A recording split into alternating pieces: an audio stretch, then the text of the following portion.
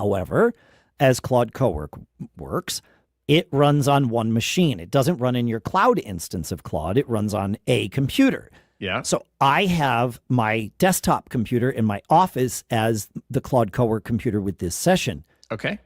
But that sits in my office. My laptop is, on the couch with me. Right. Yes. And so what I wound up doing, and I can screen share into the computer in the office and obviously control that session. But before I created the session, I was just talking in a session with Claude, like, hey, does this Canadian Bill C-3 really apply to me? And it was like, tell me about your, blah, blah, blah. It did the thing.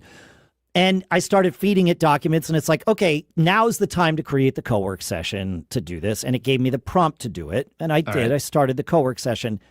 But then because I'm still on the couch and like doing this stuff back and forth, I'm using this like chat session in Claude as my sort of sanity checker, my partner, my it's the co-brains of the operation, if you will.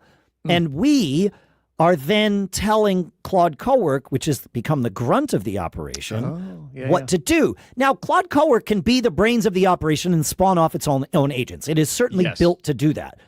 But what's really been cool is having these two separate sessions, because it allows me to like sanity check and this is why people who set up their own agent systems way beyond what you can currently do in the apps of Claude and, Claude, like Claude Code and Claude Co-Work, they set up exactly this. There's the one agent you talk with, and then, dozens or even hundreds of spawn agents that are all very purpose built on specific things.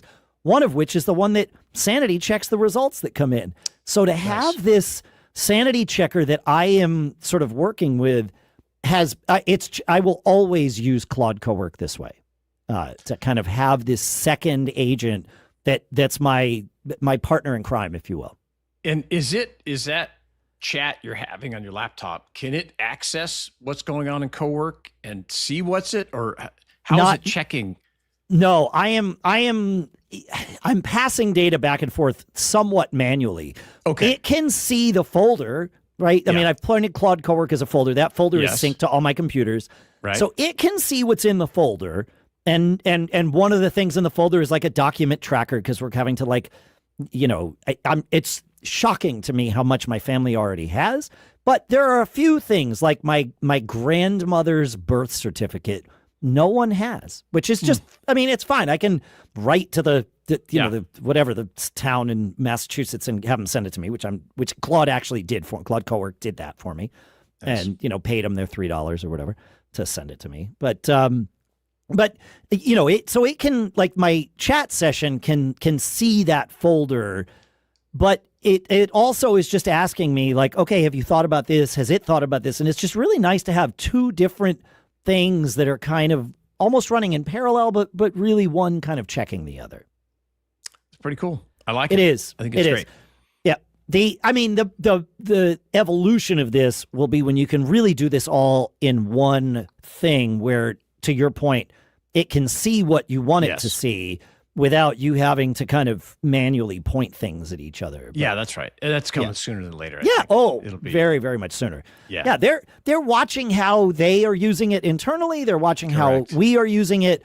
And that's where Claude Co-Work came from, was people using Claude Code to do non-coding things. And they're like, okay, well, we could just call it something else. Like, it doesn't matter. Yeah. Like, it's fine. Smart. I love it. It's a great idea.